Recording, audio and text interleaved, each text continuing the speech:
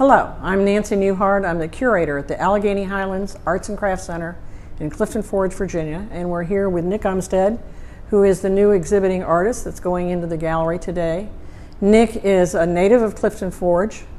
I'd say that I remember you when you were a student at Allegheny High School, but that might make you blush. And he is now an adjunct faculty member at Radford University, Virginia Tech, and he's the lead coordinator for the School of the Performing and Visual Arts at Radford for Governor's School. That's right. So Knic, it's good to have you home again. It's good to be here. Yeah. Good to have you where you back belong. And I know you have in the show, I think 8 different series of work that you've done over the last 10 years. That's correct.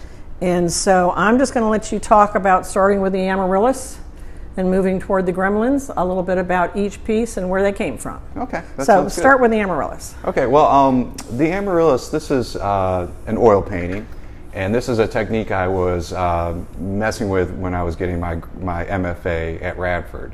It's a glaze painting, so it's actually done in several thin, translucent layers of oil paint. And oil is really plastic like that. You can kind of stretch out the pigments.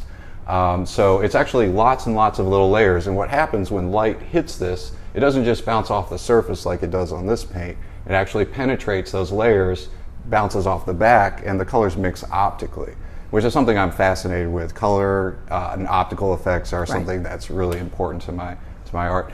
Now this actually came a little later, this technique, than say this work here. This is something that was actually in my graduate show.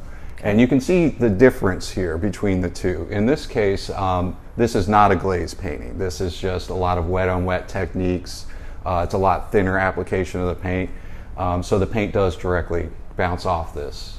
This is a self-portrait. A favorite with artists. Yeah, favorite with artists. You know, like you were saying earlier, it's the cheapest subject you can have. That's right. Sitter, right?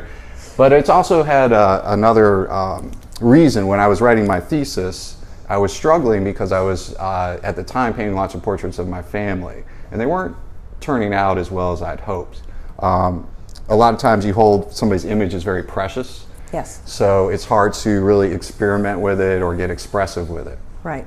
But I found when I was painting myself, you know, I care a little less about that. You can do whatever you want. I can do what I want. I'm not trying to impress somebody else. So I found that was a freeing sort of thing. So a lot of the portraiture in this show are self-portraits. Great. From my thesis paper I wrote called The Shallow Stage. Okay. Now this is, I was trying to figure out a way to do the glazing technique in other media. So I figured out a way to do an acrylic paint with different media, but I was also messing with the idea of doing collage in that direction. So I started using things like the glass itself and putting transparencies between the layers so that I could build up many different layers. So a lot of this paint is on the inside of the glass, so when light strikes it strongly, it actually casts shadows and whatnot inside.